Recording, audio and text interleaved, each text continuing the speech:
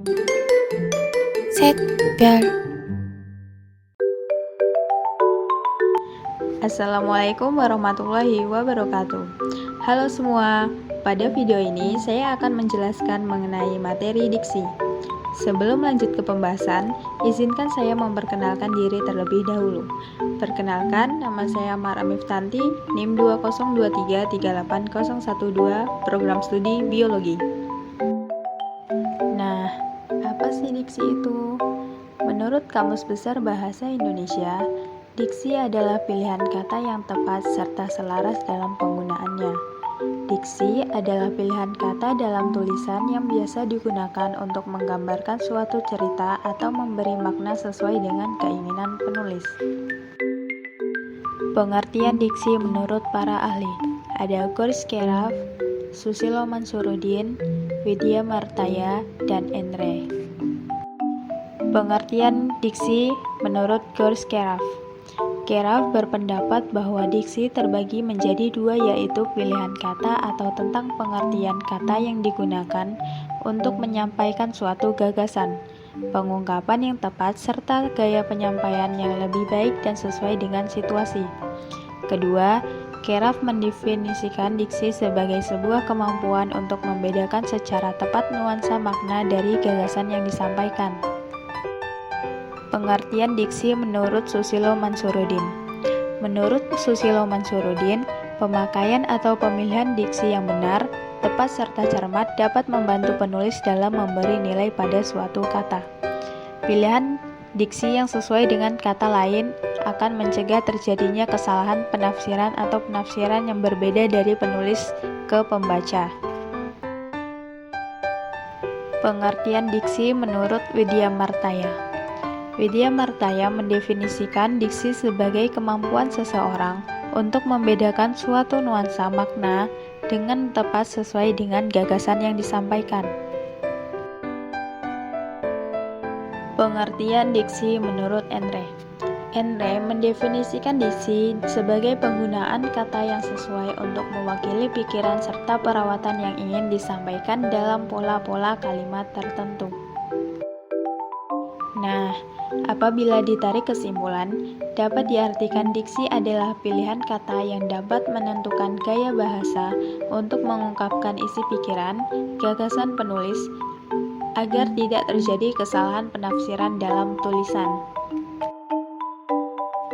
Selanjutnya, makna denotatif dan konotatif. Makna denotatif. Diksi makna denotatif merupakan diksi dengan makna yang sebenarnya dari suatu kalimat maupun suatu kata. Makna denotatif juga dapat diartikan sebagai makna objektif tanpa membawa suatu perasaan tertentu atau murni.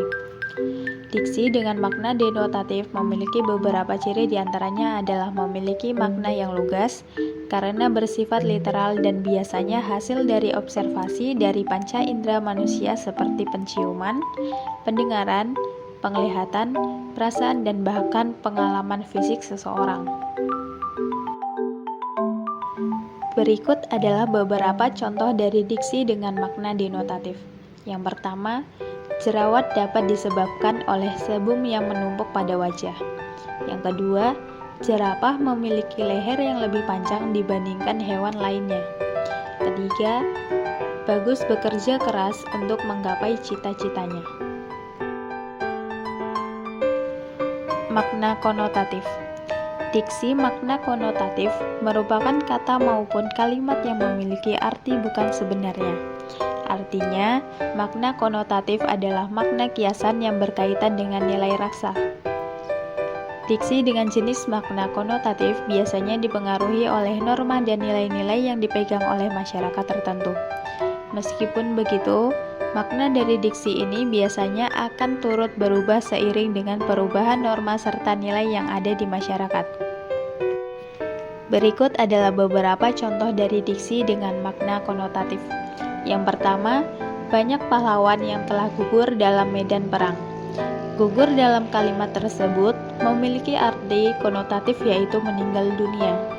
Yang kedua, Tasya merupakan anak emas di kelas karena ia berperilaku sangat baik dan rajin. Anak emas dalam kalimat tersebut bermakna anak yang paling disayang. Pembentukan kata. Proses pembentukan kata dalam bahasa Indonesia dipengaruhi oleh beberapa aspek. Beberapa aspek tersebut diantaranya kata dasar, kata serapan, dan imbuhan. Kata dasar merupakan bentuk kata yang sudah disesuaikan dengan ejaan yang disempurnakan. Kata dasar juga didasarkan pada kosakata yang terbentuk dari bahasa Indonesia atau kata dasar yang berasal dari kata serapan asing yang sudah diadopsi dan diadaptasi menjadi kosakata bahasa Indonesia. Selain itu, pembentukan kata didasarkan pada imbuhan. Proses pengimbuhan dalam pembentukan kata juga dipengaruhi oleh jenis imbuhan yang sudah sesuai dengan kaidah bahasa Indonesia. Kata baku. Kata baku adalah kata yang penggunaannya sudah sesuai ejaan dan aturan pedoman bahasa Indonesia yang baik dan benar, bersumber kepada Kamus Besar Bahasa Indonesia. Kata baku yang digunakan harus sesuai dengan ejaan yang disempurnakan. Biasanya, kata baku digunakan dalam kegiatan atau hal-hal yang resmi, seperti dalam bentuk surat maupun naskah pidato. Ciri-ciri dari kata baku yaitu 1. Tidak dipengaruhi bahasa daerah tertentu. 2. Tidak dipengaruhi bahasa asing. 3. Bukan bahasa percakapan. 4. Pemakaian imbuhan pada kata bersifat eksplisit. 5. Pemakaian kata sesuai dengan konteks kalimat. 6. Kata baku bukan kata rancu. 7. Kata baku tidak mengandung hiperkorek. 8. Tidak mengandung pleonase. Kata tidak baku. Kata tidak baku adalah kata yang penulisannya tidak sesuai pedoman bahasa Indonesia. Kata tidak baku biasanya digunakan pada kalimat-kalimat dalam percakapan sehari-hari karena terkesan santai dan tidak kaku. Ciri-ciri dari kata tidak baku yaitu 1. Umumnya digunakan dalam bahasa sehari-hari. 2. Dipengaruhi bahasa daerah dan bahasa asing tertentu. 3. Dipengaruhi dengan perkembangan zaman. 4. Bentuknya dapat berubah-ubah. 5. Memiliki arti yang sama, meski terlihat beda dengan bahasa baku. Kita masuk ke pembahasan yang terakhir, yaitu contoh dari kata baku dan kata tidak baku. Pertama, kata baku diagnosa, kata tidak bakunya diagnosis. Kedua, kata baku izin, kata tidak bakunya izin. Ketiga, kata baku jadwal, kata tidak bakunya jadwal. Keempat, kata bakunya resiko, kata tidak bakunya risiko.